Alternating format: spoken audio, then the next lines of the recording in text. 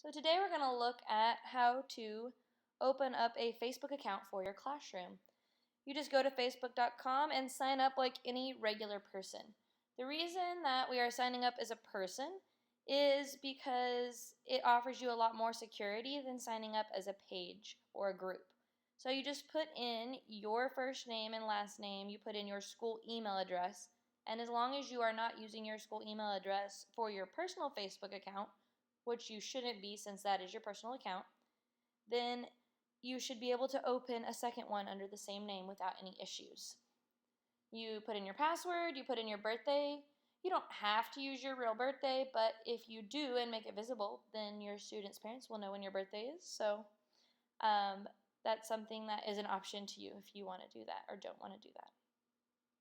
Once you enter your birthday, you just click your male or female checkbox and sign up. When you sign up, it's going to give you the option of putting in your email address to automatically find friends. But those friends that it finds are not going to be your student's parents, so you might as well go ahead and click next. And when it asks you if you want to skip that step, say skip. You can enter your profile picture next, or you can skip that step as well. Once you are in your page, you click the little down arrow, go to settings, and the first place you want to go is privacy settings. When you're in privacy settings, you want to go and check out the second option there where you can review your posts and things that you're tagged in. When you're under that timeline review section, you're going to click on the little settings gearbox, and you have an option there where it explains that timeline review is disabled, which means anyone can post whatever they want on your timeline. You want to enable timeline review, which means anytime anyone tries to post on your timeline, you're going to get an email about it, and you get to choose whether to post that or not, so you control every single thing that's posted. Once you have that enabled, you want to go back to your settings, back to privacy, and you can start editing a few more of these.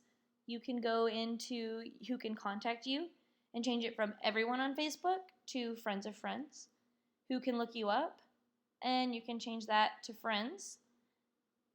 Basically, you want to always go to the lowest one and choose that one because that is going to be the most privacy offered to you by Facebook. On this, do you want other search engines to look you up? You can turn that off so your page can't be Googled. Once you're done with privacy, you go to timeline and tagging. Here you can edit who can add things to your timeline. You can change it to I can only add things to my timeline. You can go under who can see the post that you've been tagged to, and you can change that to only you. That way none of your other parents will see if you're tagged anything unless you change the permissions on that specific post. You can also change who can see what people post on your timeline to only you. That way if a parent does post something and you allow it, it would still be only you that sees it, but that parent would feel like their information was posted. Then you want to go ahead and enable that you are going to review tags so people can't tag you without your permission. And when you're tagged in a post, you want to be the only person that sees it. And then you want to turn off tagging suggestions. That way your parents aren't seeing the suggestion to tag themselves in your photos. Most parents won't try tagging if they don't see that suggestion. Then you can check out manage blocking. If you have a student who has a parent or a guardian who's not allowed to see them, you can block that parent there if needed. Then you can go to your extra security settings and see that you can get notifications about just about everything. I always turn on one that notifies me if someone tries to log in under my account. If you have older students, that might be important if they're trying to guess your password and log in and post things on your page without your permission.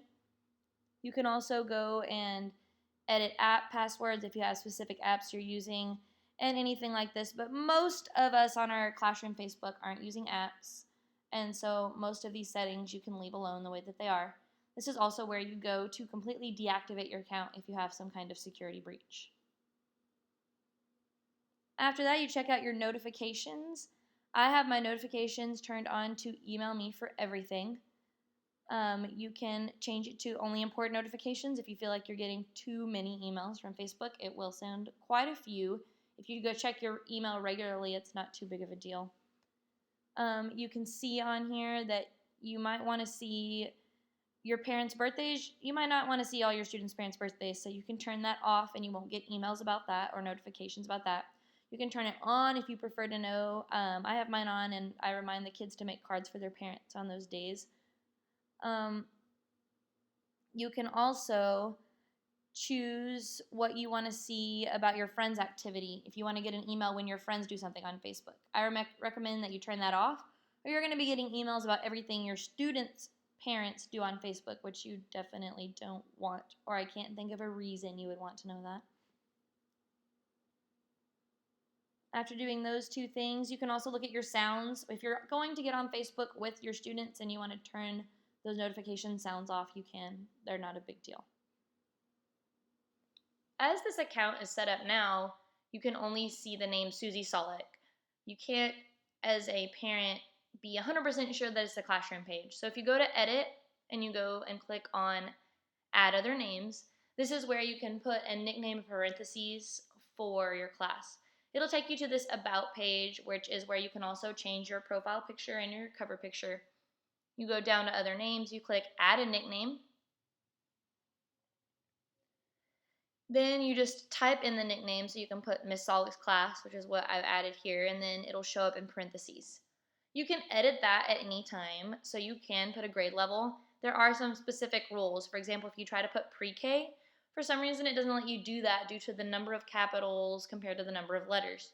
So you kind of have to experiment with it and make sure that the option you want will go in.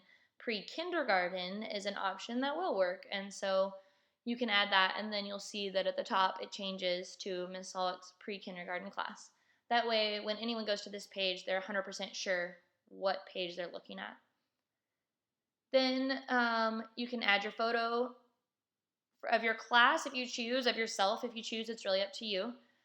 And your page will be ready to go. At that point, you just want to go over and click on timeline. This is where you're going to post things. In this white box right here, you click, you can type to just post information, post a picture, post a video, those kinds of things. You always want to make sure you click the little arrow and click log out to keep your page secure.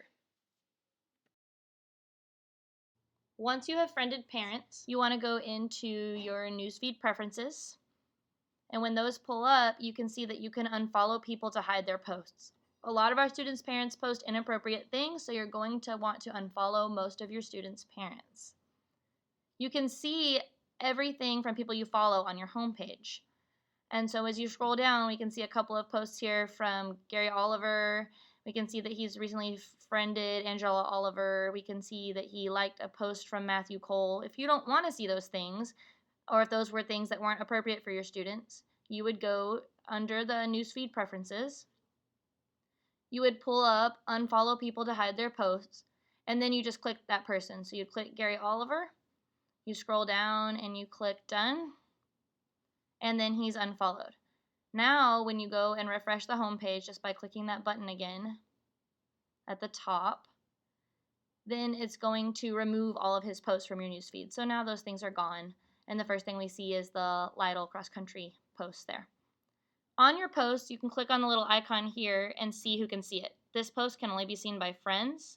This post has been made public so that other teachers can share it. You cannot share something if it hasn't been made public. And this post can be seen by the friends of the parents tagged also. So don't tag parents if you don't want their friends to see it. You can post links to your student blog on your Facebook as well. And you can see that parents comment on a regular basis on ours, so it's a really great way to connect with them.